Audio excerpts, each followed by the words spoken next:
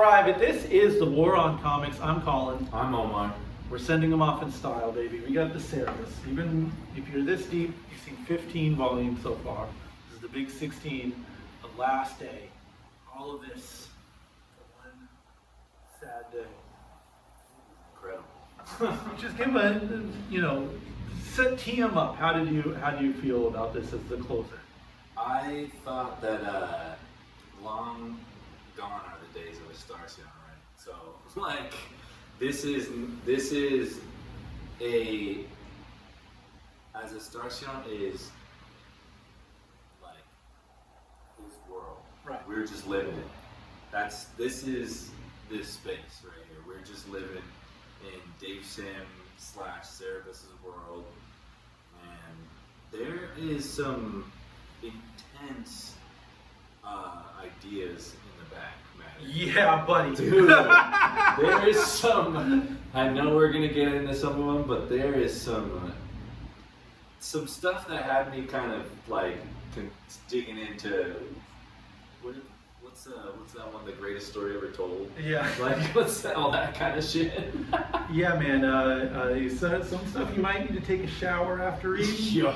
Yeah. But yeah, I'm excited to get into it. I am Dave Sim's strongest soldier. Okay, I am in the trenches with my man, and I love this as a closer. And I think when we get into it, we'll get into why. Yeah. Shall we break it down? Let's check them out.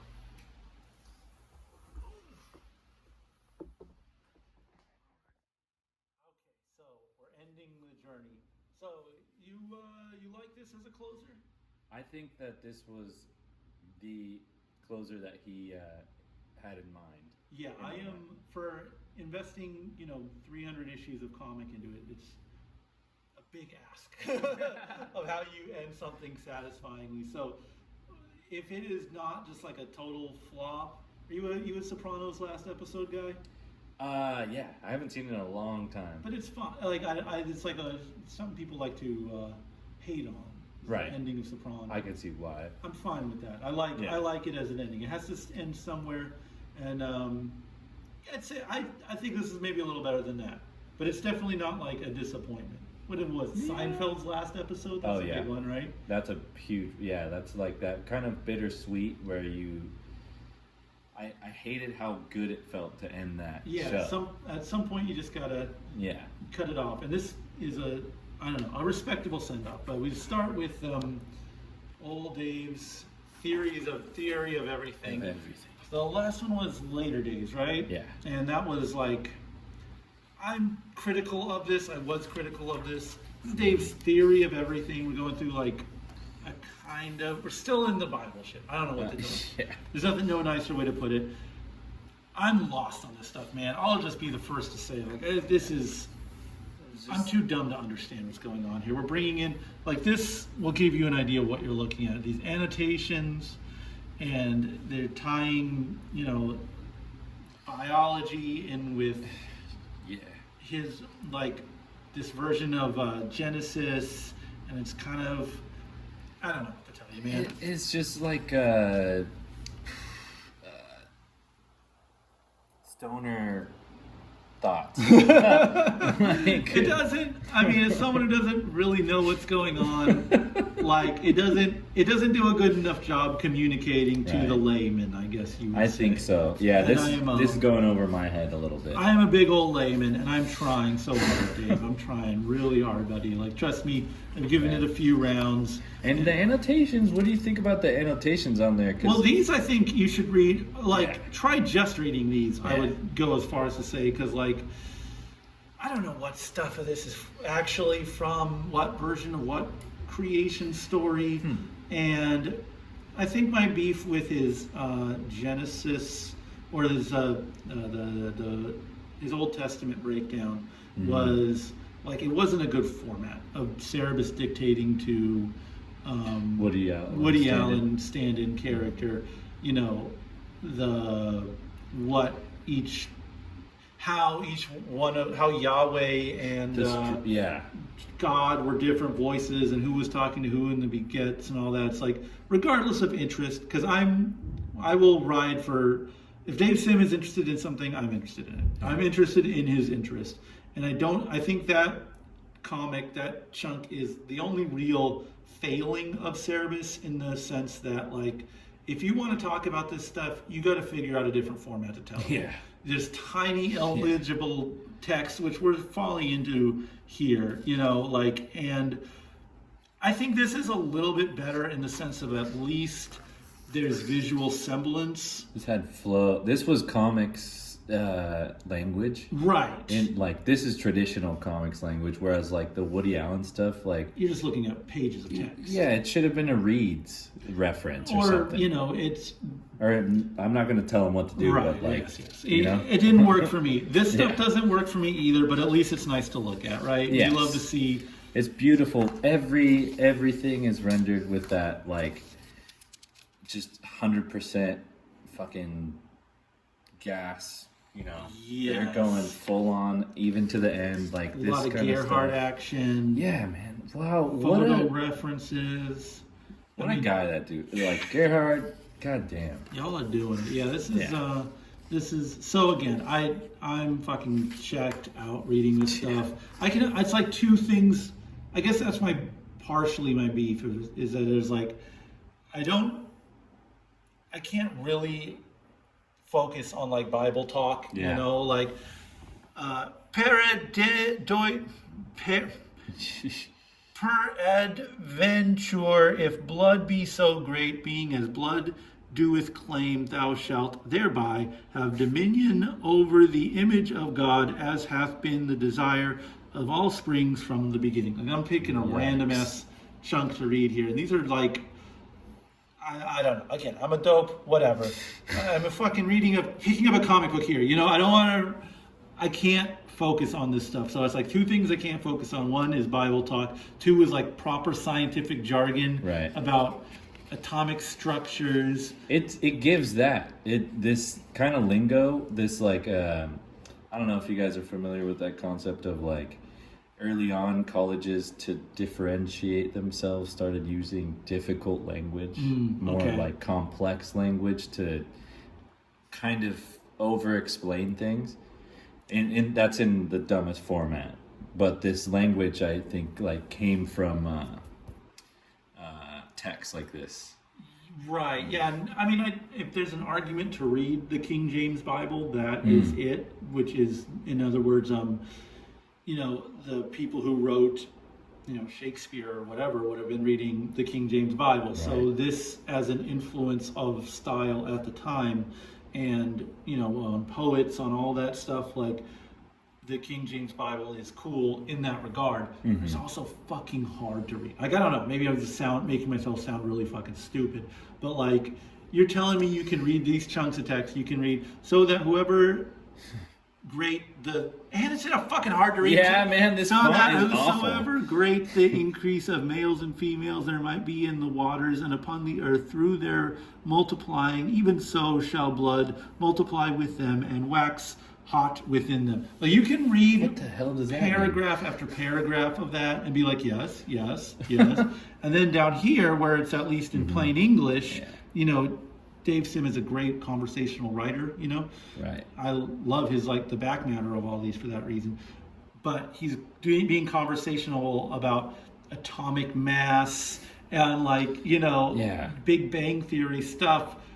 And I can do broad strokes with that stuff. And you're like, yeah, Big Bang Theory. It's like there's infinity, and then at some point, some atoms smash together, and then some stuff happens. Blows up. Yeah. All right, I'm with it, you know. But when you get really lost in the reeds and you're talking about, like, you know, gaseous states and mass and all that, which he has to do in order to put this theory together. He's reading the books. He's doing the work. His brain, if it's connecting all these things properly, is like impressive. So cool. Yeah. You know, he's cracking the tomes open, and I respect that. Oh, man. I'm too dumb for it, you know.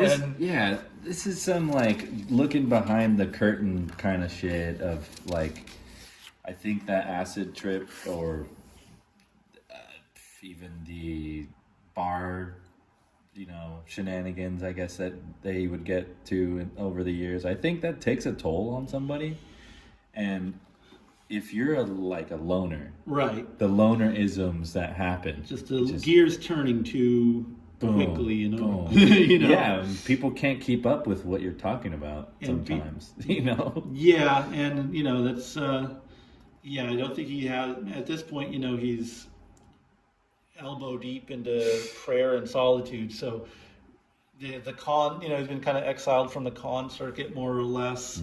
So he is really. It's just him and Gerhard in there. Or no, Gerhard's even ditched him at this point. Like I guess he just does the work from home, I believe. Oh shit! The back matter is to be understood. So like, yeah, talk about being a loner, just having the gears turn for yourself. Like at some point, you got to talk to people, man. Yeah. And this is Let it out. but that's fine. That to me is a speed bump because what we got here is the meat of the story, and this is a bulk of the book.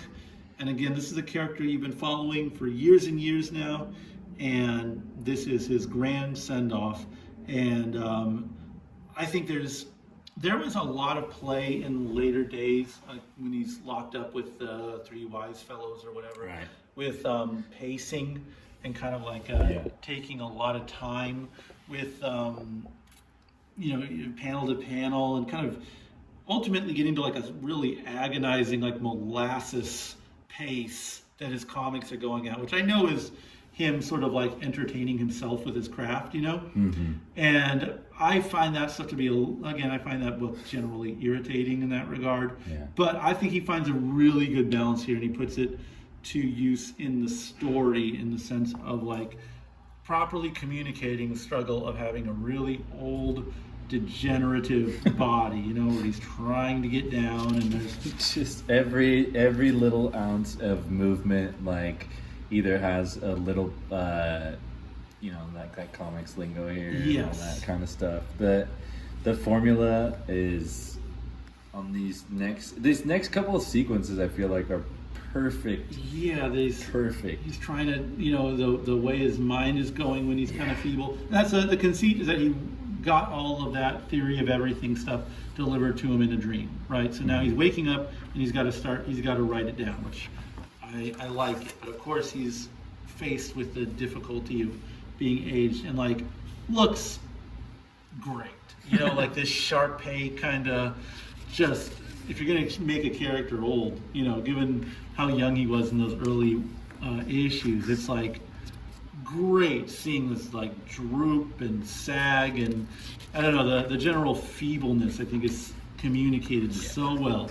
And then we get to this strange, wild scenario here where if you haven't, it's hard to like remember, because like the last book ends almost on a gag, right? Because he's with this gal who looks like Jakar, and it's like, oh, that's the punchline, right? Is that he eventually can't, he with all of his power and like learned wisdom, he still goes back to the same. You can't shake that chick, right? Yeah. And so what's happened ultimately is that this theocracy that he established, the Spawn guys or whatever, the Church of Cerebus folks, he gets to have his own little sanctioned off portion, and we kind of read through the graffiti and stuff that New Joan, which is his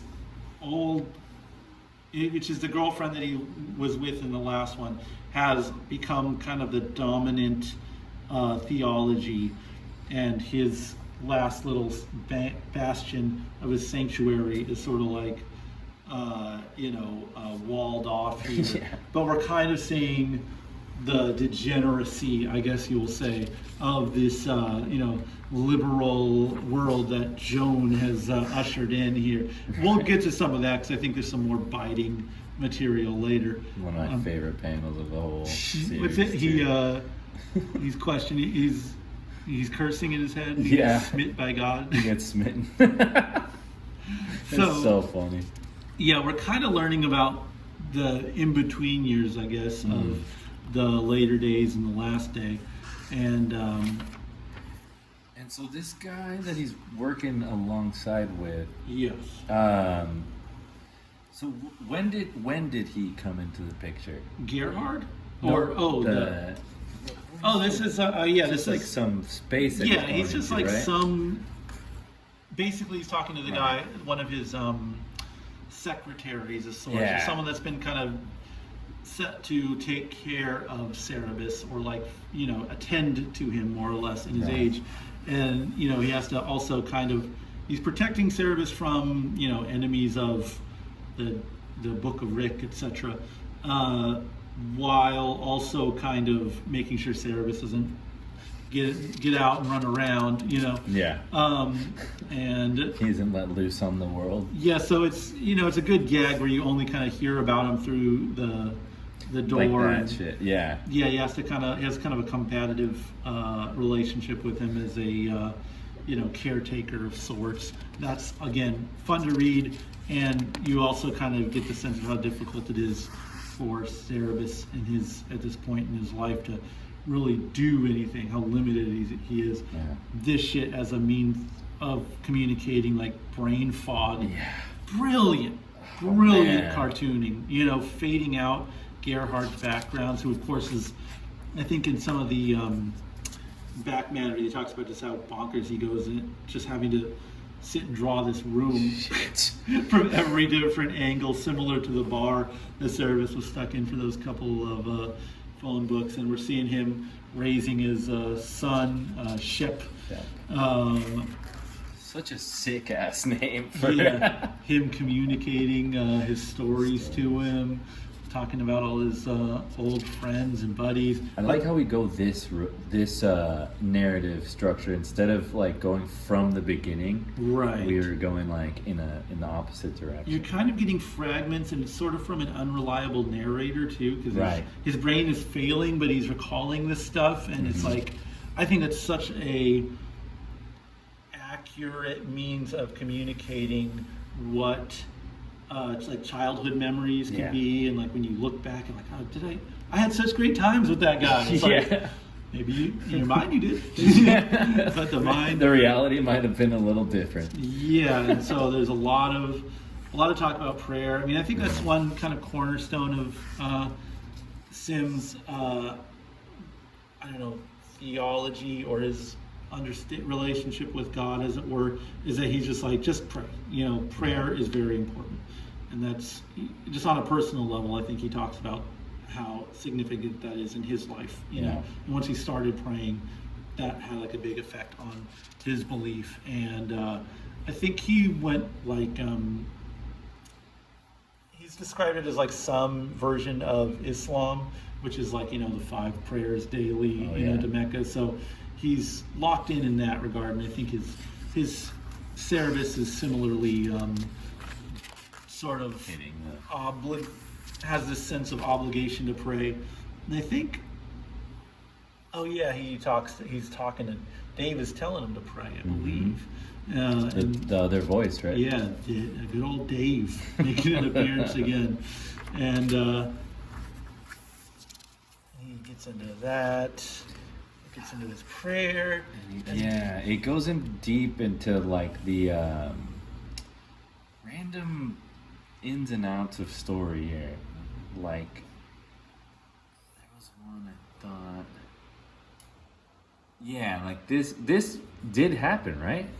Remember that old woman that Cerebus went to visit in the hospital, the one with gangrene? Or was that like an off? I think that was an in-between episode one, if some I'm random not shit. Crazy.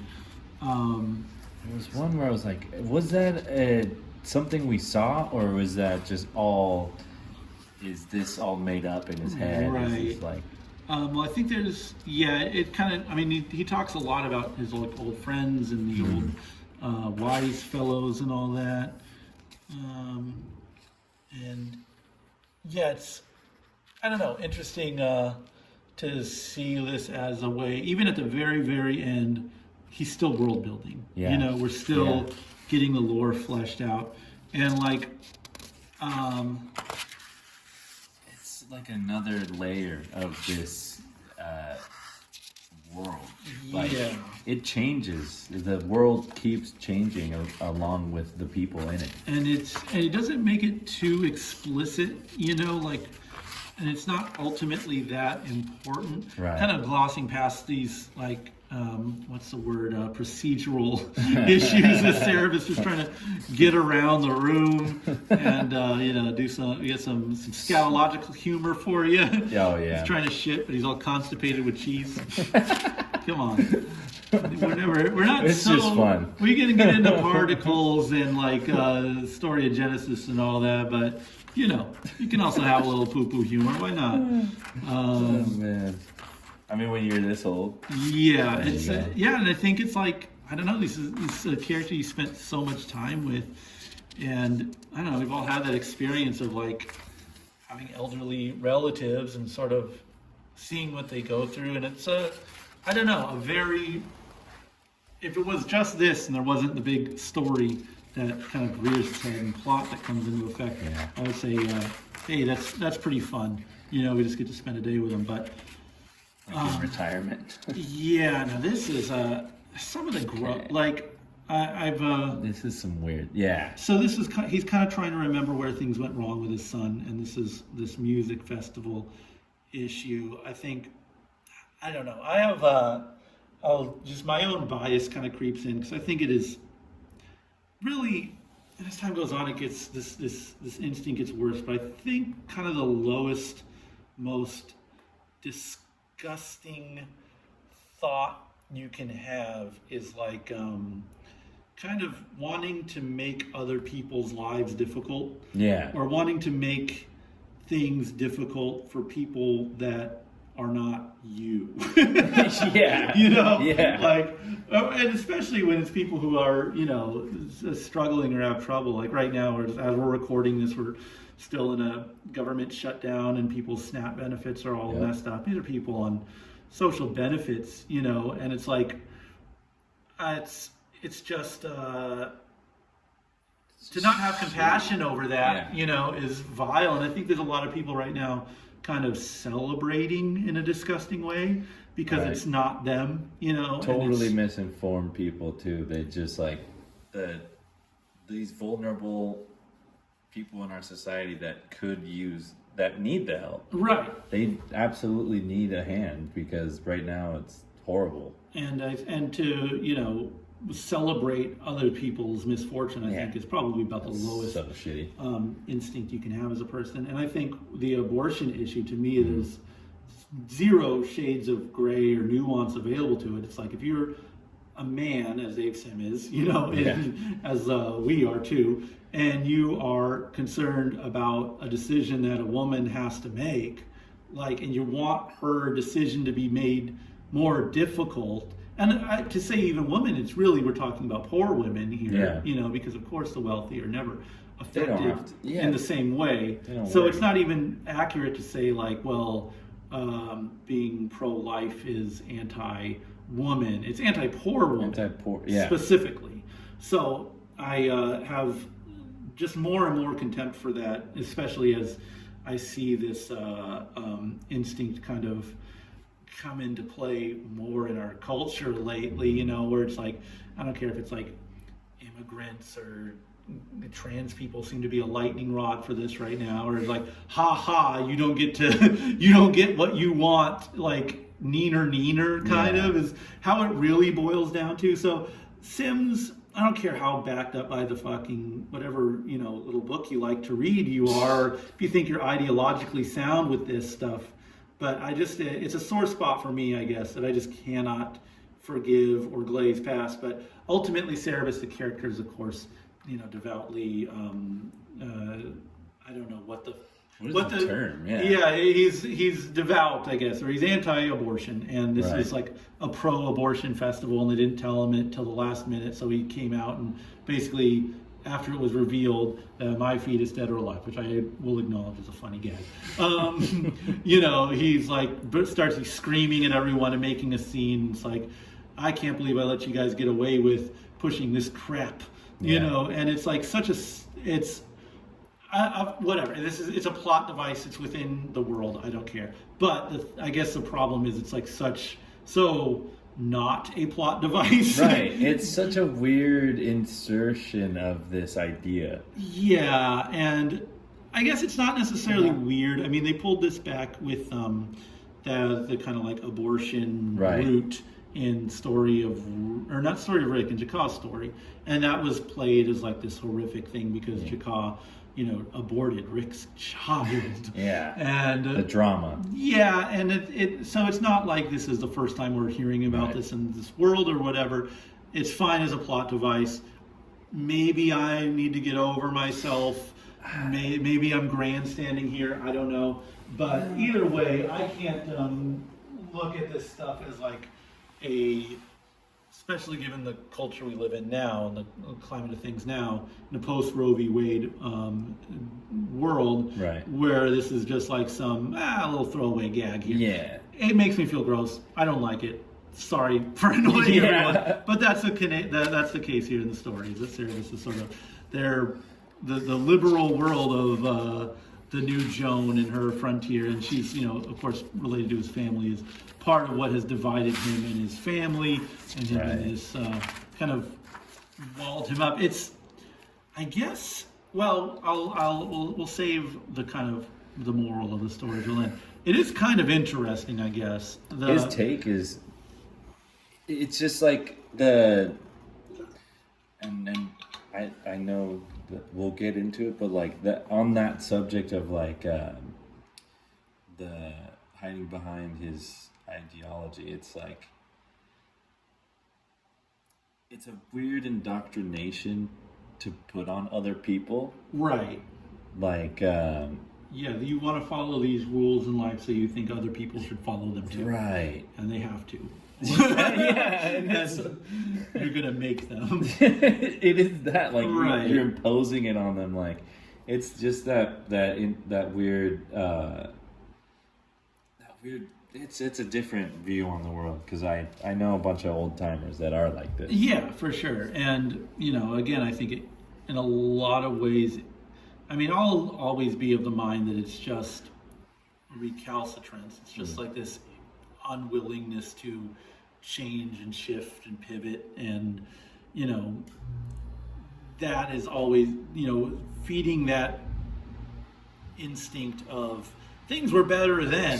Why is everything changing? What the hell is wrong with people nowadays? That seems to be something eternally that people have struggled with. And I understand that instinct, trust me, better than most, but there, in a sense, this is maybe warning you, I guess the more favorable or leftist reading of Cerebus would be like, if you do not pivot with the times and change with the times, you will isolate yourself from your family. You will be in this. Yeah. It is an isolating thing. We've only seen this character, and he yells through the door at his caretaker. He has not. This method has not worked out well for Cerebus. So, I'm not trying to paint this as like a, I don't know, like some right-wing propaganda by any means. In a weird way, it almost works against itself in that regard. I was going to say. This is very real. This will happen if you lock yourself, if you have this hard stance on the world, and if you are so unbending, you will. This is how it ends. This is the road. You are isolated.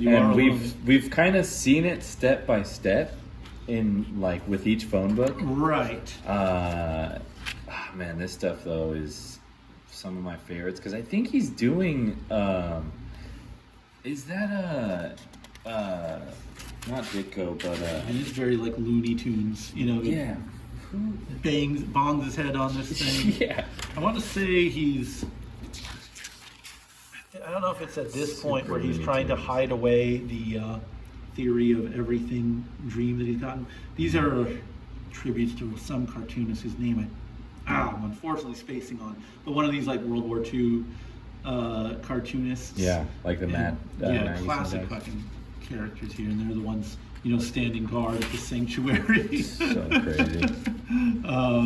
And so Cerebus is trying to hide away this book to maybe be discovered down the line, which is kind of I guess like a Dead Sea Scrolls adjacent issue. He's being guided by Dave again, which is. It's so sick. And this is the spread right here. This like, fuck yeah. This is straight up like okay boomer shit. You know, this is very like, they really are this insane, folks. These are like his chick tracks. Oh, kind of for shit, sure, right? for sure. And this is like, you know, there's still political cartoonists that are basically doing this gag, but he's trying to show how, like, you know, degenerate the outside world, outside of the sanctuary is. You know, you got people with these body modifications and Is that a Nico? through the nose, the piercing. Yeah, who is that? Oh, I see what you're saying. Like Nico, Yeah. the singer. Oh, I guess it's got the pronounced brow. Shit, man. But yeah, let's see here. You got some little. There's a sight gags here. The Yeah. baby's first tattoo. Little Miss Oral Sex Day Camp. Dude. The pedophile defense So fund. raw. Yeah, it's like, you know. It's really getting that bad out there, folks. This Yeah, is how dude. this is what they're going for. This is what it leads to. Yeah. First, you'll let them get married, and then the next thing they're gonna do, they're gonna let you wanna the bestiality bistro. Because I mean, Yeah. if two guys can be together, why not a guy and a dog? And Well, now we can let them all do yeah, it. you know, this is like Neo-lib shit, right? yeah, very reactionary right-wing talking points there. But at the same time, whatever. It is a funny visual gag. I don't want to fucking. You know, looking at it like you said earlier, of like it's almost like the allegory of the cave. Homie is just like literally ruminating on this stuff over and over again. Yeah. Doesn't really interact with the world, so it's just like Yeah, it's a scary, frightening. Well, they're letting the pedophiles.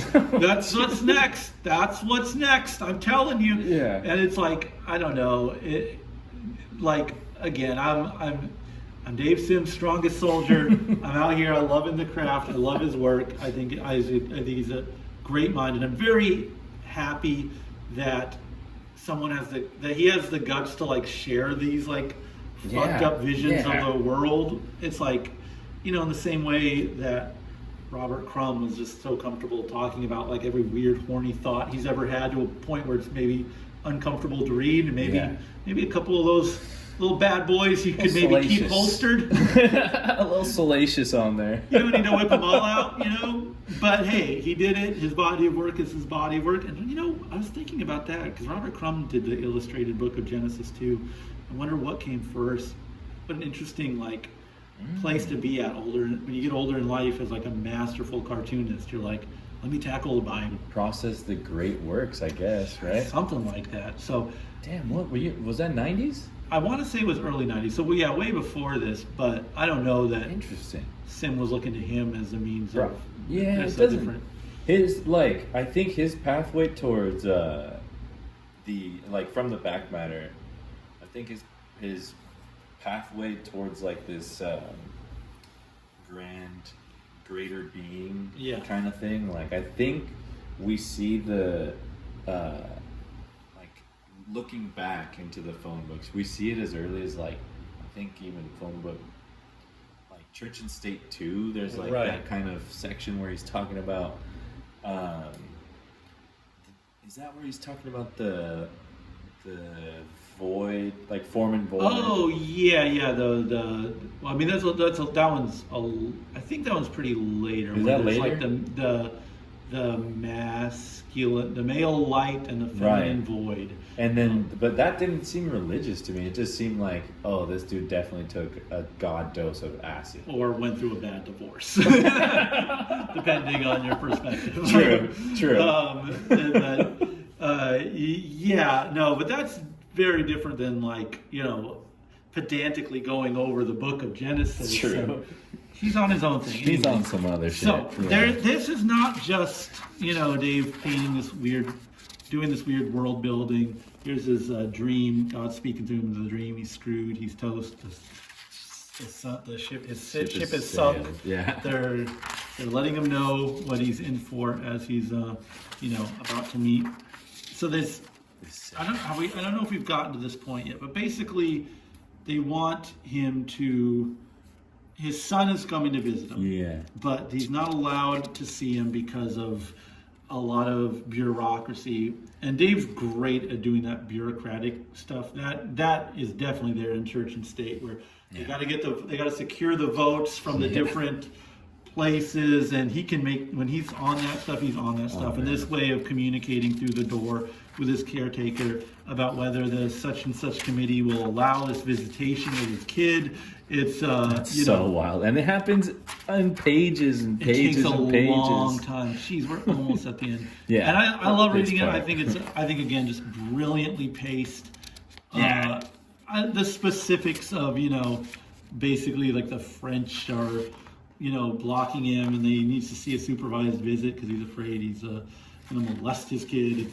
It's ridiculous, wild shit, and it almost is like that, like Mel Brooks-esque for sure style. Yes, and he's just throwing it out there just to make the joke. But it's, I mean, given that what we've been through, like to just get back to like a legible, coherent story and pacing, I get it. We have a simple point of Cerebus wants to see the kid. This committee is blocking him. The world outside is a strange place. And this is such good drawing.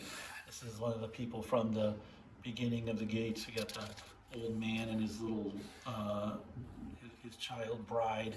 Yeah. And what a it's getting there. It's getting there, folks. I'm telling you, just around the corner.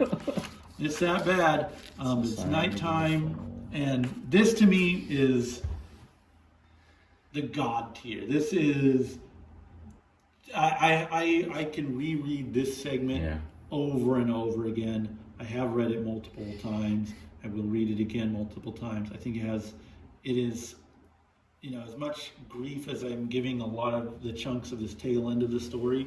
Like this shit right here is so goddamn good, and like the feeling I get reading this stuff is impossible to get unless you read 298 issues. Yeah. How'd this hit you? Up until this moment, I wasn't into it. And then this happens, and you're like, this is why it needed to happen. Yes, 100%. That's why I said, like, I think this part he knew. Or something in this. Had to have it mapped out. Right, for sure. This next sequence is like, this has got to be where I think he went, you know what, if I'm going to go out, I'm going to go out with a fucking bang. I am fist pumping reading this section right here. So Shep comes in. She's Shep, right? And we get into the etymology of all that pretty soon. This is his son that he had with New Joan, so to speak. And he finally visits him, kind of like just all of that bureaucratic bullshit. He just, walked in. And there's like, in the back matter, they kind of explain all this freaky stuff. First of all, we got like, just as a panel here right in the center, what's in the box? Like, that little thing. I want to say there's like little things that shouldn't be happening, like the way he turns on the lamp is like, he doesn't light it, Right. It just turns on in his presence. And I think, I want to say as he walks in, the door just closes behind him automatically. Oh, shit. All the shadows in there. This is like just good. Like you watch some good monster movies with this. That's insane. This is him looking back at his wife pregnant. He's asking him, do you know what the name Shep means? And he goes, it's, or what is he?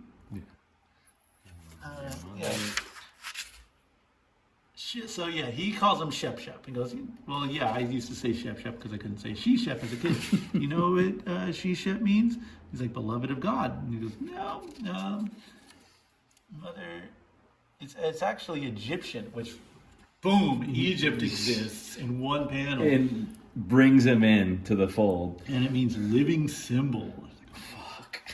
Okay, so essentially, as we go through, this is just, again, like proper horror, like proper supernatural suspense, the contrast, again, I didn't really notice this stuff till I read it, but like there's no stool and then there's a stool. Whoa. Right, and then every moment after. Whoa, okay, I'm definitely noticing. All right. Yeah, wow. So And here's where, and I think this is interesting. Again, we're till the very end. We're building lore. So the new Joan, it's like, oh yeah, she was terrified of resembling Joan.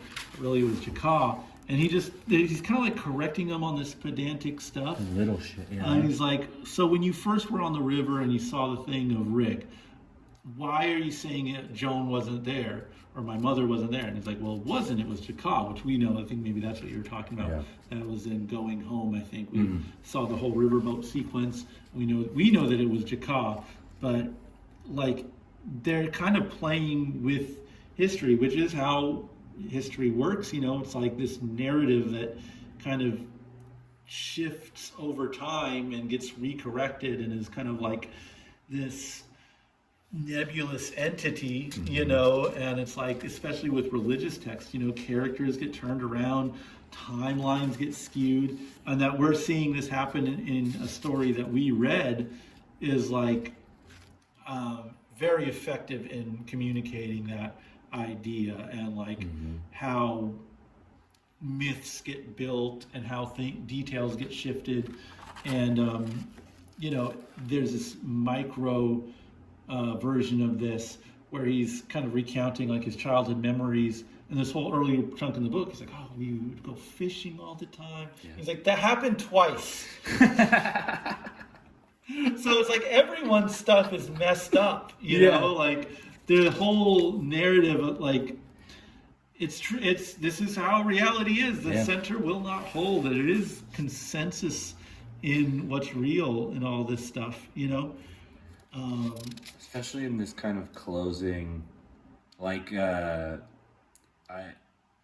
throughout this whole sequence, this might be corny as hell, but I was thinking of that "This Is the End" Doors song. During this, for sure. Kind of slow and like ominous. Everything that gets brought up as a reader throughout this whole experience, you're like, why is this getting so distorted? Right.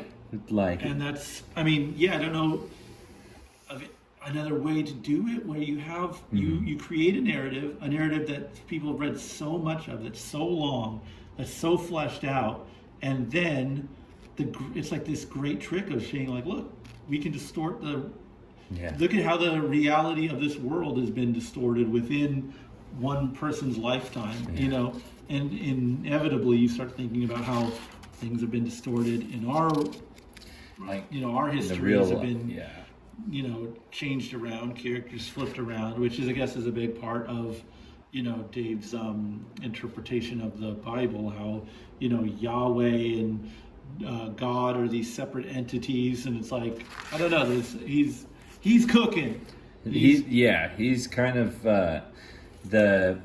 his morals are like, he's putting them on display kind of here, like the story elements and story like tools that he's had so far. I'm imagining like that scene in like Gary Oldman in that The Professional movie. Oh yeah, I've seen putting everything together, and he's just like that part. That's kind of how I feel like it must have felt being the god of this world and finally getting to finish your story and finalize your world. And so and to have it end in such a fucked up way, because he's asking what's in the box, and we have a Siren jump scare. She's still alive. They're using the science to kind of mash animal and human life and do gigantism, and obviously Cerebus is disgusted by this abomination, and then there it is. It's a clone hybrid, and Cerebus is repulsed by all this, and Chef is talking about his how he's going to eventually have this Sphinx-like figure erected, and it's like the imagery is within the context of the story is just horrifying. It's fucked and up. So effective. Like, this is, it's not that crazy of a idea but just the way it's presented and unveiled, Mm-hmm. this hits like nothing else. It's It's one of my creepy. favorite runs in the comic. Yeah. But yeah, This shit. basically like this is the future. It's fucked up, and I just wanted to mock you with this, Dad. You little fuck. And so Cerebus is like, I'm gonna get my sword and go off, and you're like, one last Cerebus adventure, right? And just falls down. Falls in. Yeah, that's it. And he just is witness to like.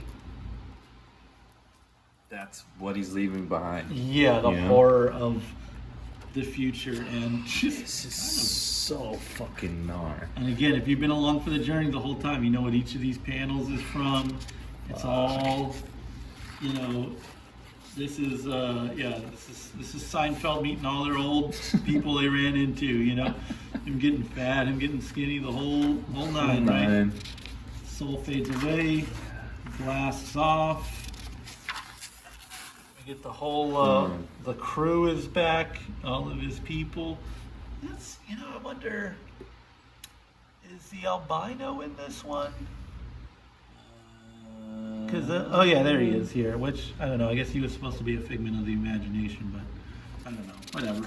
It doesn't matter. It's just we're meeting all the old crew, the trinity of people who he was close with, which is kind of odd. This group is weird. It's very weird. Are these like, this feels like that, the crew that goes and plays darts every night at some fucking dive bar. These are brewery guys. For These sure. are definitely that crew. They are having some epic bacon for sure. A crazy polycule. This was. Yeah, he's embracing his rabbi persona, and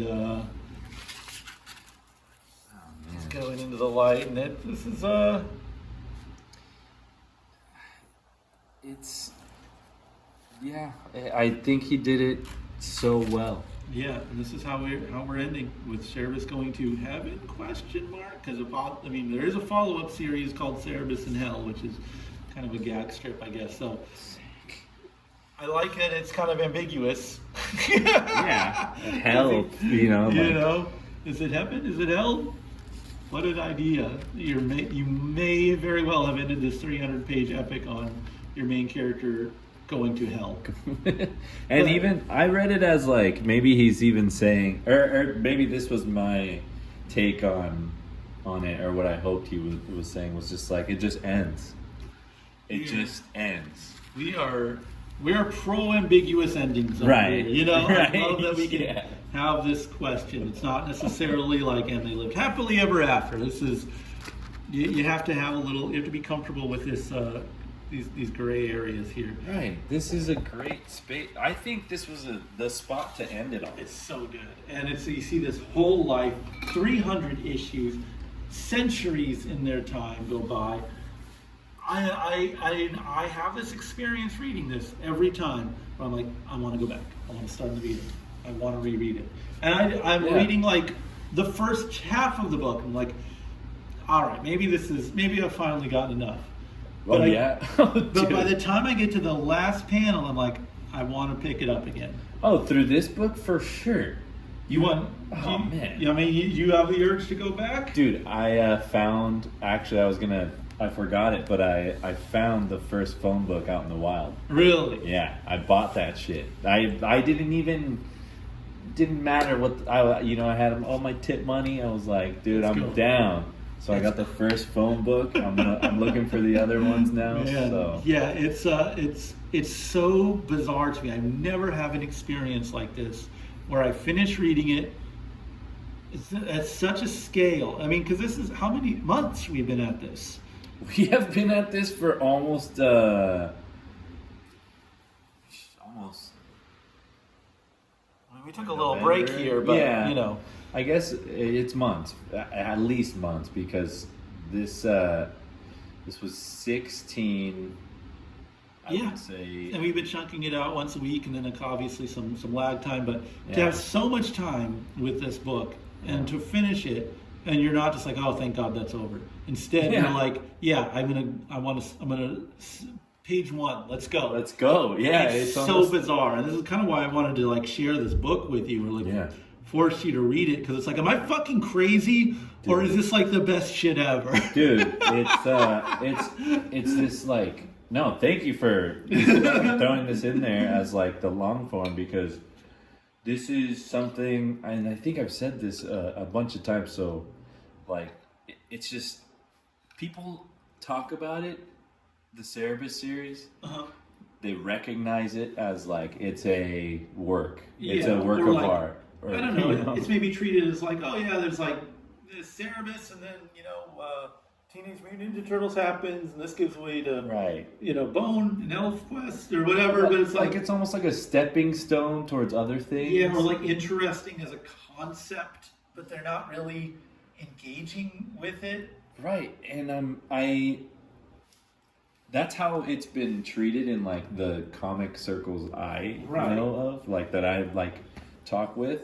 I don't think I've ever had anyone tell me like, dude, Cerebus, it's an intense read. Yeah. Even like the 300 issues now, like, you don't really understand what 300 issues of this is until you read them, versus other, like, let's say, like, now the popular thing is like One Piece. They have so many issues and stuff. So like, there's epics that people flock to because of just like how massive the work is. Yeah.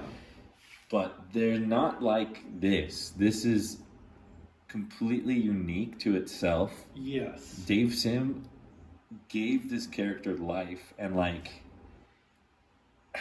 gave Cerebus like a fair shake in, you know what I'm saying? Like the character gets a full on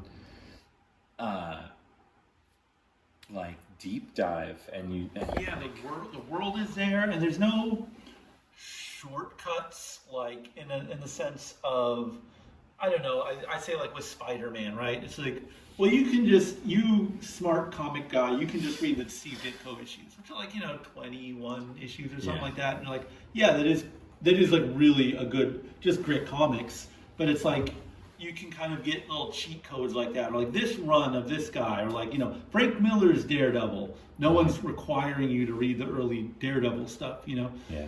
Or like Watchmen, which is, which is that bitch and everything, but that's 12 issues, and it's like a cheat code to kind of have this fast track understanding, even, to bring up Sim's enemy here of Bone, it's like Jeff Smith. It's like, it's a quick read, it's everything great, but it's like, that is not this.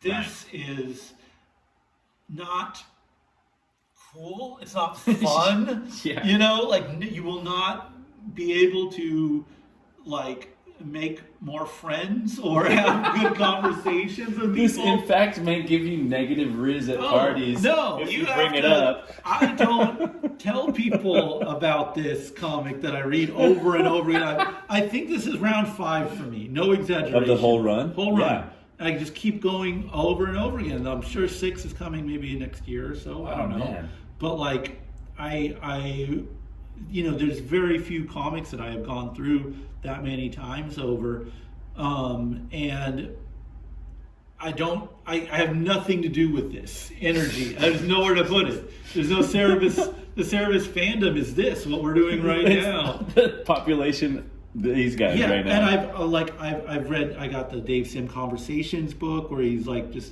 just a collection of interviews. Strange Death of Alex Raymond, which I'm going to force on you very soon. We gotta look at that. It's fucking great. 10 out of 10. But like, I don't know, man. There's not really a lot. You can't get the fucking Cerebus Funko Pop and put them on your on your desk. Which is a fucking shame. But that's what saves it. That's saves true. it. You know what? If this did break into some sort of like circles of pop culture, I would hate it. I wouldn't. Yeah, if this was I don't know. I'm trying to think of like what's an annoying comics fan base, maybe like a Deadpool or something. Yeah. Like if it becomes kind of stuff like that, for sure. A bumper sticker kind of comic, it becomes a little. It's going to be very I don't know, not as cool. Okay, let's everyone Put on your bacterial infectants. Yeah, we're getting a little slimy here. This is from the back matter here. This is actually a really useful insight because there's a lot of pages where Dave's going over. This is easily my favorite of the back matters, where it's just all text again, kind of doing director's commentary of sorts. And I get it. If this is too intimidating to read or you're not really interested in it, I'm not going to blame you. But I'm going to read from. So this is this one right here. Okay, I think this is maybe like the most offensive paragraph in the English language. He's talking about page 104. Let's go to 104. I don't even understand what's going on 104. I don't even know what the exact text is. Speaketh thou unto the upper Felden, saying unto him, thus saith Cerebus, the scary tampon, unto the flamer sanctuary. Okay. Yeah, all that stuff. So it's him trying to scare the French people into letting them do it. His director commentary on that. Built-in problem to me when you let women have a share in the jurisdiction over your society. Everything develops a hidden and not so hidden homosexual construction. Women take to homosexuality as a central societal reality, like a duck takes to water. We're just beginning to see the net effect of that now. The latest one was the 13-year-old girl in Australia who has been given the go-ahead for a sex change operation. She maintains she's A, actually a boy inside, and B, sexually attracted to girls, and C, not a lesbian. Well, there you go. By law, that now makes perfect sense. Or else. This really is turning into a cakewalk for the Muslims, folk. Yeah, dude. Transphobia, homophobia, sexism, and Islamophobia. He fucking went everywhere. That's a crazy. I'm not even mad. I'm just impressed. I think he's going after everybody. That shit was so crazy. It's I don't know. Again, I have zero I think just for personal sensibilities or whatever. I just feel like my world is the I watched Rocky Horror Picture Show at a really young age. Oh yeah, yeah. And that's kind of the world I wanted to inherit. Yeah. And so if you're talking about they're transing our kids, I don't give a single shit. It doesn't. I have no part of me has some oh no. Yeah, no. The gays are coming. The werewolf of the So it's just I'm not in the affected group in question, so I can maybe look at this stuff as just maybe it's more fun, naughty to me. Maybe that's my privilege in question is getting to just be oh God, you're. I guess we're not being terrorized by gays out here. Okay, so this is another important passage here. I had decided to keep the old masturbating degenerate and the young girl as the only element from the original 142 to 143 spread. So if you just to give you guys the visual aid here, since we have the manpower. So this is the 142 to 143 spread. There's our old masturbating degenerate in question. And he's talking about the at night sequence that I really like. Here's our old masturbating degenerate still at it. Anyway, so that's for your visual reference here. I decided to keep the old masturbating degenerate and the young girl as the only element from the original 142 to 143 spread. Metaphorically, this was my best assessment of where Cerebus had gone wrong in his life, choosing to get involved with a young girl who just happened to look like Jacob. I'm sure a lot of people would argue with me, but I think the point is valid. Any wide disparity in age between a man and a girl is, to me, thematically and ethically undifferentiated from child molestation, and consequently sown with the seeds of its own inherent destructiveness. It's a bad idea that feels very, very good. I speak with the authority of a man, get ready for your bacterial infection, folks, who at the age of 28 had a 15-year-old girlfriend. For people like myself who are only drawn to girls who are much, much younger, this is very difficult to accept in a lot of ways, but it seems a matter of common sense. It is preferable to turn your back and completely on the gender opposite than to invite the inherent destructiveness of a relationship with so wide an age disparity. Had Cerebus done so, the story would have ended far more happily than it did. Woo! Okay. That was a fucking paragraph right there. Listen, so that chunk kind of frames a lot. Yeah, throughout the whole series, yeah, definitely. So ultimately, the reason that society falls into decay from the what did he call it, a fascist dictatorship, or no, a fascist democracy. Yeah, that was it. Of this kind of I don't know, idyllic vision of his last book. It falls apart ultimately because of this relationship between, an old man and a young woman. Yeah. And I kind of struggle with this chunk, because again, this is a guy I really admire and look up to artistically, and I can't stress again, I'm shocked that someone would elect to be this honest with themselves. Well, to put that in your final book, you're saying it outright. It is, I mean, at this point, he's literally just telling you everything, putting out his deepest, darkest thoughts. If he didn't put that in there, people would be able to kind of discern, I think, looking back, It's really, I think it's an easy thing to overlook, that is the moral of the story. Right. 300 issues. Yeah. And the moral is, guys, date within your age, age-appropriate women.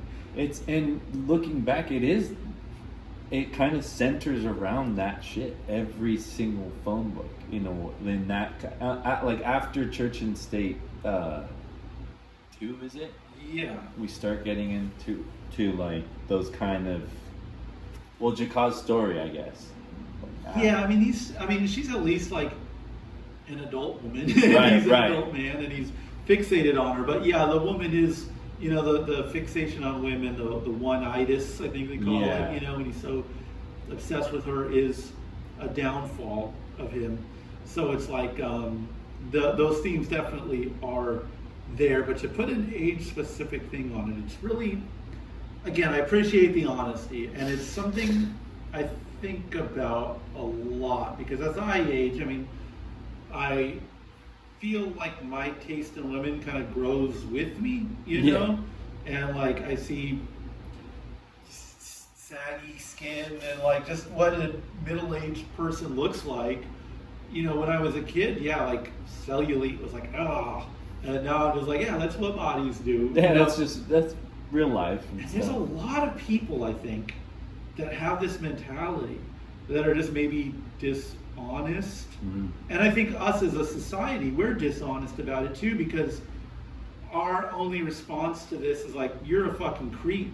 You're dating a little girl. Yeah. It is very gross to see isn't Al Pacino with someone who's like really young? He's with like a 24-year-old or something like that. And our feelings are just like, yuck. Right. And maybe rightfully so. And I think we make fun of, who's the other one? There's Leo DiCaprio. Oh yeah, that's the classic meme, if you're over 25. It's funny, I get it. We there's just some kind of cultural thing there, but there is something to be said about, I think it's a psychological arrested development, maybe, where you just can't quite accept an aging body. And even with horror movies right now, Weapons, following off of The Barbarian, coming off of Pearl, we're in a new era of hagsploitation, right? Yeah. Old women, yuck. Right. Guess where it all goes? Guess what we're all going? So it's like, again, on one hand, we're chiding Al Pacino for being with the 20-year-old. But then on the other hand, we're like saying, what's the scariest thing ever? Right. It's an old lady. Wasn't like Substance? Substance is that? And at least with a Substance, it's kind of like a meditation from a woman's point of view. Yeah. It's not as yucky. And I don't think Pearl or Barbarian or any of those movies are like oh, how dare they, you know, like I think there's a you know, that Sunset Strip is, exploitation goes way back, you know, it's an ancient idea. So I don't know, I guess it's like, it's just a weird contrast where, again, we'll tisk you for being into young girls, but then we're also not really honest about how we treat older women. And I guess Dave's fucking brilliant for doing what he does, which is sort of put that, well, again, what I would call like psychological arrested development. Like, he's able to put that into his work, you know, sublimate it in that regard and make a story about it, as opposed to just being Andrew Tate and being like, women over 20 are disposable. You need to what do they call it? They have hit the wall. Hit the wall. They need to be destroyed. Whatever the fuck, psychotic. The fucking crazy. I mean, he's not doing it from that ultra alpha angle either. He's seeing it as like in the society, I guess. And like I get what you're saying too, of like there are these weird things that society supports, like the whole like not to evoke the name of Kardashian in this video, but that whole beauty sphere, right? And all of it is about de-aging and going backwards, and so surgery, the surgeries, mommy makeovers, all that shit, dude. And so now there's like this new era of reverting back from like that like thick ass bitty to normal. Yeah, they're taking the BBLs out. Dude, skinny is back. Skinny is back. Kate Moss is back on the menu. That whole vibe, and that was like the Y2K era. Yeah. So I think it must be a super lucrative area. Right. You know? I mean, you're preying on these sort of insecurities. I think I appreciate sublimating this into comics, and it's kind of a healthy. I think the best thing to do is to go to therapy. What I would like someone to do, if they can't be sexually attractive to a woman over the age of 15, I think they should really seek help. They should definitely sort that shit out. Because it's not, you know, I mean, thankfully, speaking for myself, I don't really have like, you know, childhood trauma or anything sexually related to that. So again, I feel like I've kind of like, you know, when I was young, I was into younger looking girls, and I'm older, and I'm into older looking girls. And frankly, when I see actual, you know, 19-year-olds, college girls now as a 40-year-old man, I'm like, oh, yuck. Yeah. It's not like, I don't want to like make too much of a deal about it, but it's like, oh yeah, that is why you're not supposed to, this is not, no. It doesn't it's a different, I think, speaking, I mean, I'm personally, it's a different life that you've walked through at that point. Yes. You know, so there's now only I'm just talking some about people. the physicality of it. Because once you have an actual fucking conversation with someone, you know, 20 years plus your senior, and I'm not saying don't talk to them. I think you can have nice conversations in terms of like, let me tell you about how things were at my age, you know, whatever. I'm not saying like don't have a conversation, but when you have a conversation, it's very apparent you're not on the same playing field. Definitely. Which is why as a society we chide these people so much. So at the very least, I think if you can't go to therapy, you can't get over your shit, you can't just like figure out how to be attracted to women your own age, then the next best thing is to do what Dave is very honest with himself about doing, which is just like, I'm out. Yeah. Yeah, that is wrong to be with a teenage girl, and that's all I want, and there's no way to do that right. So here's my 300-page morality story about that, or my 300-ish comic book issue morality story that Yeah. concludes with how the warnings about those kind of relationships, and I am now going to, spiritually castrate myself and just remove myself from that entirely. Take himself out of the society, and I think that's a fair take on it, right? It is, and I'll do you one better, and this is Yeah. what is going to make this, if you're with us this far, I'm going to lose you here. Listen, the whole thing about, like, they're trying to turn, what Sim is attacking in this book about, like, look, they're pedophilia, they're going to usher it in the next step. It's like, I think I don't know why, we need to have a talk about that stuff, because obviously that if we think, having a huge age gap of adult is bad, obviously, needless to say, there is no world whatsoever in which a relationship with, I can't even say the word, doing stuff with kids obviously is impossible to fucking fathom. Right. But I think this kind of very conservative mind of like, well, like they're changing the language, they're trying to normalize it. It's like, hear me out. I think all we're offering for that, if you have, because it is a sickness, right? It's a sickness of the mind to have that attraction, and it is based almost every time, right, on like personal trauma, going back to childhood, and the only way out is through, meaning we need to kind of have a place where you can say, hey, I have a fucking problem and I need help for this problem, because this is where my mind is at. And I would like a world, because what we have now is a world that I understand with and sympathize with in terms of like, oh, that's your inclination, we should kill you. Yeah, exactly. And that's like, we puff out our chests about it like it's like a cool thing.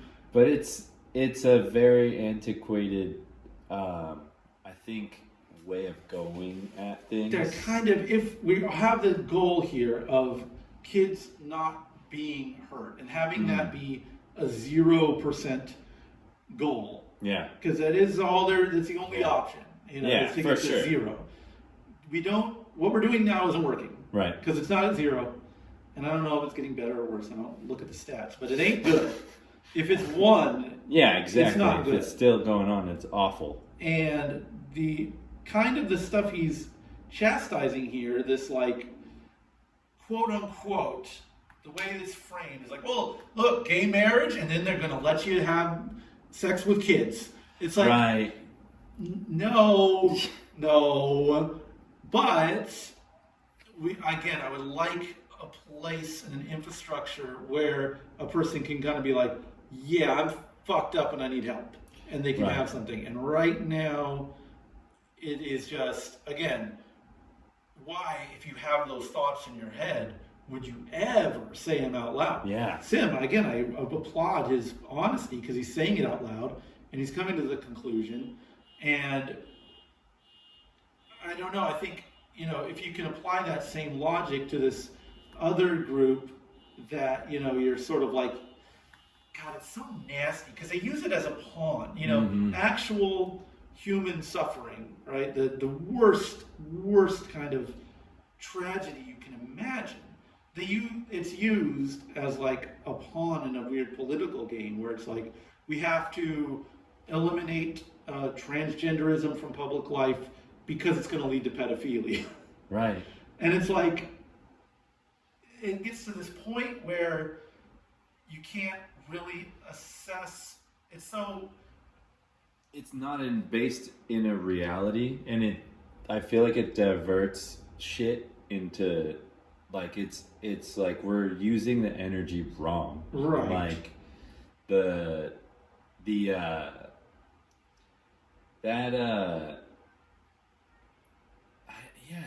they probably wouldn't have a safe. I mean, I guess I'm thinking now of like that Maria Bamford quote of just like, if you have a fucking problem, look into it. Yes. Like, look it up. someone is having that issue, maybe there's a resource. Don't kill yourself. Like maybe you can go beyond that shit.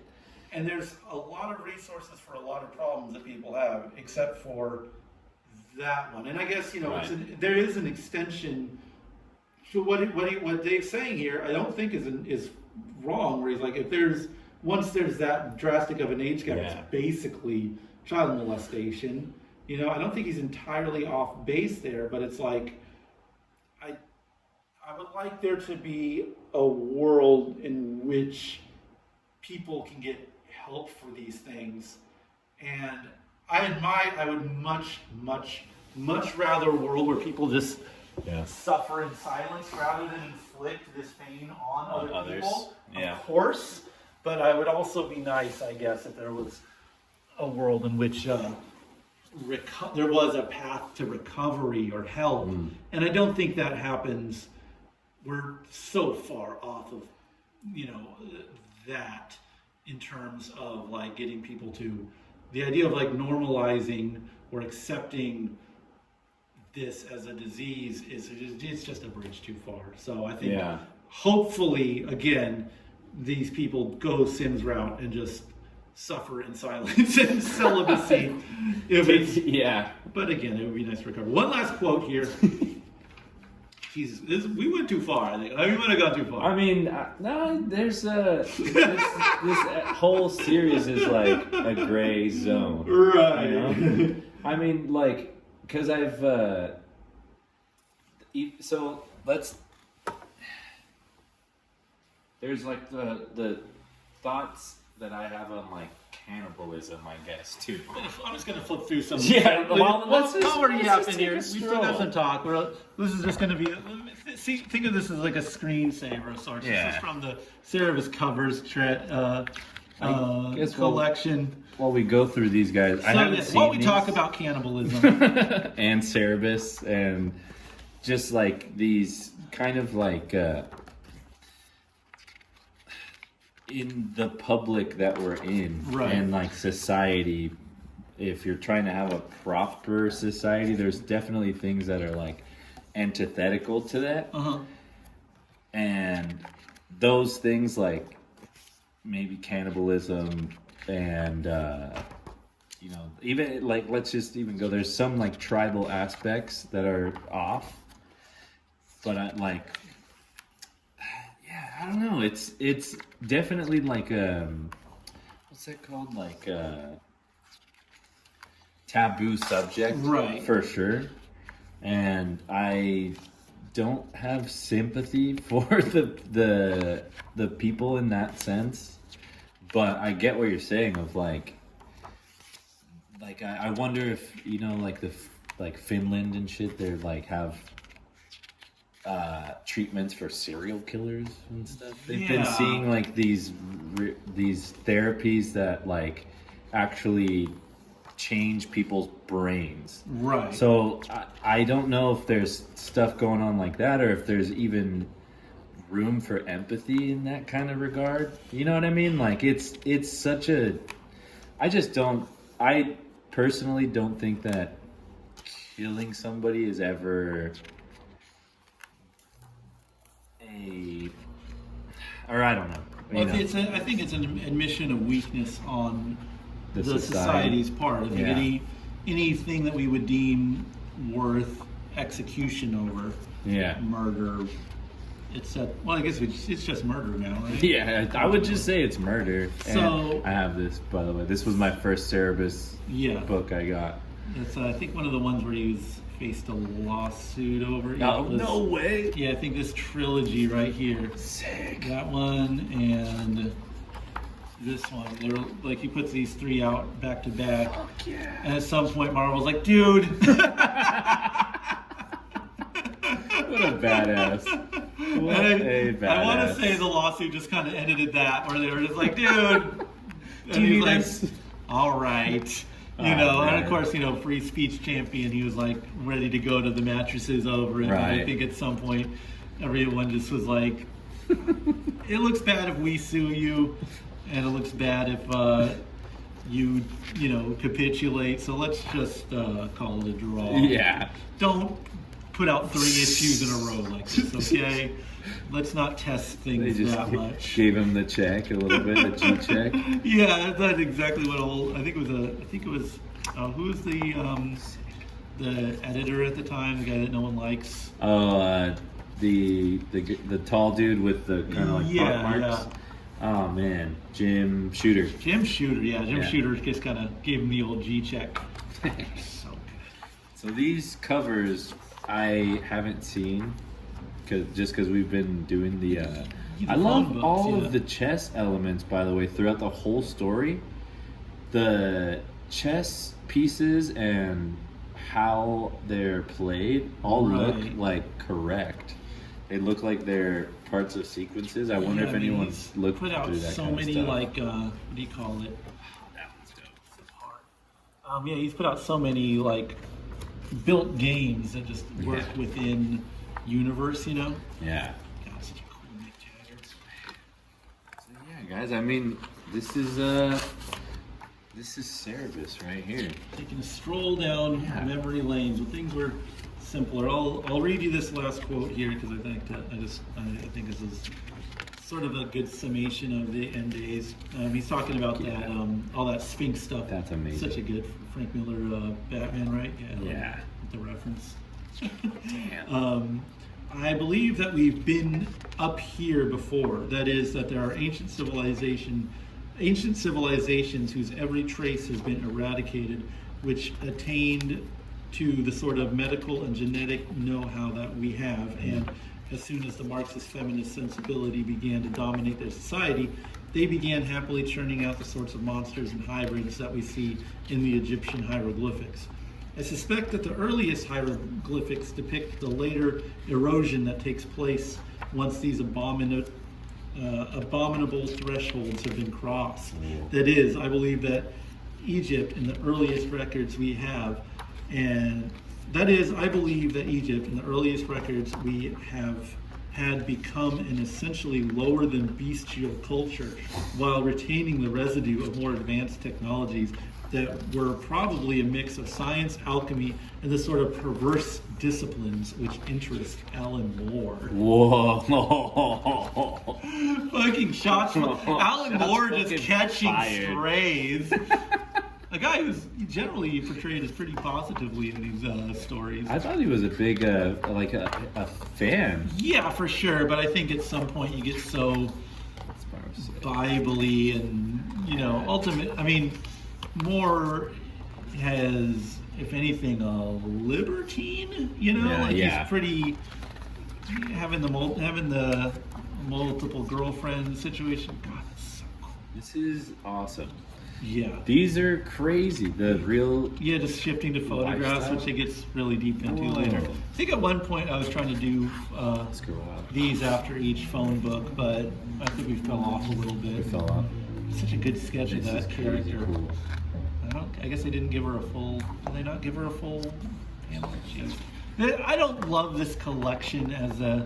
I value it for all the commentary Right. on the covers, and they just didn't have all the art all the time.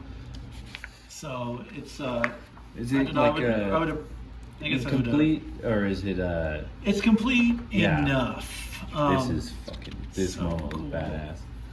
I guess I would maybe appreciate the roughs versus having the finals, the final pieces next to the roughs, or seeing, I don't know, maybe a thumbnail where you see where the lettering is. I would think that's a bone issue. Oh yeah. This that looks. I don't know if Jeff Smith ripped this or did a play on that. Well, but obviously our boy loves to do the yeah, what do you call it? this. Tributes, and homages, stuff. etc. But yeah, I think I would like to see because this is the final one with the lettering, and this is just the rough painting. I think I would like to see both That would if be they're available. cool. And Getting to see both would be. I like the thumbnails that he was doing. right, and sometimes those are because they don't have the original art. Yeah. But when they have the original art, God, it's such a Dave McKean. He was the Sandman cover artist, right? Yeah. if I'm not mistaken. With all that kind of like paint brushy Yeah, the kind of stuff. multimedia. Ooh, it's a nasty one. No, this was a hefty story, The man. Run. Yeah. I'm still probably. I feel like it's made you a worse person. I mean, Like, yeah, see, this stuff I appreciate, but I want to see this full color and then this on the opposing page. this is cool, yeah. Yeah, see this, I mean, it's a, I don't know, I want to see the final, I'd like to see the final product more often than not. Yeah, see, on something like this, I think, or this is probably just a blow up of the Cover. internal art. There's one. I have reads for sure in this series. Yeah, I have this one. I looked So up, that's the cover. made the mistake of looking up like sold Cerebus lots on eBay. Someone had like, I think it was like 50, maybe like 51 to 300, like complete, and it was like $200. God damn it. I wish I was on that. God damn. I know. I need to get the single issues at some point. Damn. And I don't care about condition or the reprints or whatever. Yeah. I've been in such a weird mood today. I've been like doubting people on, like someone came in and he saw that I had this book at the shop. He's like, "Oh, you like Cerebus?" And I was like, "Yeah." It was like a swap meet guy. I was like, "Oh, I had the first issue. I sold it for this much. I should have waited and had it and sold it for, went to auction. It was $10,000." What the fuck? And I was like, "Yeah, but you didn't have like a true first." "Oh no, it wasn't original." I'm like, "No, it wasn't." How many? Yeah. The true first printing of Cerebus 1 is like, one of the rarest comics of all time. Wasn't it Because it was like self-published Yeah. and, for the college or something like that? Or they just gave it out at the No, college? I think, whatever it was a very low print run. And obviously they reprinted them. And I'm like, "You got to reprint it." He goes, No. I had Dave sign it. And he said, "This is a true first on the signature." I was like, What the fuck? and he sold it for like a couple $100 or something. He's like, "I should have saved it. I wouldn't." But I don't know why I had to doubt him on it. Because it's kind of crazy. Yeah. You had to be there kind of I shit. guess so. But then he was like, "And I had a mint copy of the Funkadelic album Maggot Brain." No, it wasn't okay. mint. It wasn't Yeah. mint. This it wasn't dude mint. He is- goes, No. I cracked open the gatefold and What? Because Funkadelic records are just notoriously impossible to find in good condition. You got what I was getting at with this. I'm off the course. This But stuff right here, man. yeah, we're getting into Oh, I think it's the moon. The moon's in Gatorade. Mercury is 100% in Gatorade. But yeah, I don't know These why are I have insane. to doubt everyone on this stuff. Anyways, And I think you've seen your fair share of. I don't need the $10,000 true original one. Oh, that's so cool. Fuck yeah. I need some beat up copies of the single issues. Read the letters. Dude, Yeah, this is cool. all this stuff I love seeing. All the mechanicals, the mock-ups. This kind of shit is so cool. Look at that. Getting that it is next week. This is like doing, what do you call it? Multimedia, right? Yeah. The different scans and stuff. Because I guess he's giving this to Gerhard after he's doing the... Whoa, that's actually crazy. Yeah. What the fuck? think That's it's so sick. Yeah, I think they use some of that in like Dave's YouTube channel or something. Whoa. Yeah, it's like a close-up of a statue. Shit, man. I Yeah, mean, see, I want to see these with the letterhead and everything. everything, yeah.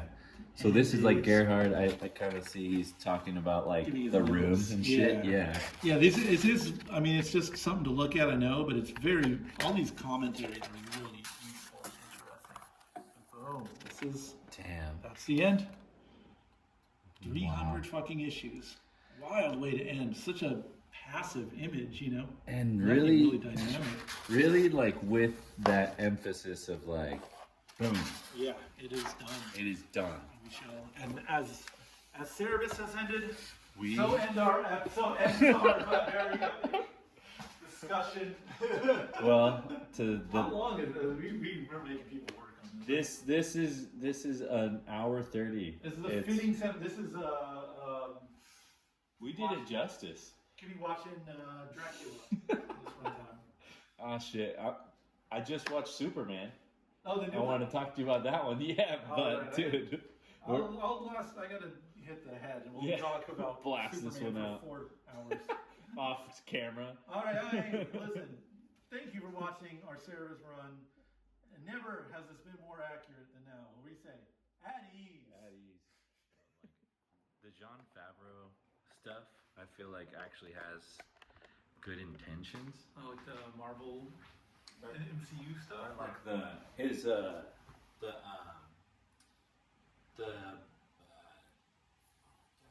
bounty hunter guy, the Baby Yoda. Yeah. I actually was digging that. Oh, I love it. I'm a fucking slopaholic with myself. I'll fucking. The only like new Star Wars thing I like dislike Okay. would be the third one of the sequel movies. I couldn't sit through. Not The Last Jedi. I like The Last Jedi a lot. That's like one of my favorite new Star Wars things. But Rise of Skywalker.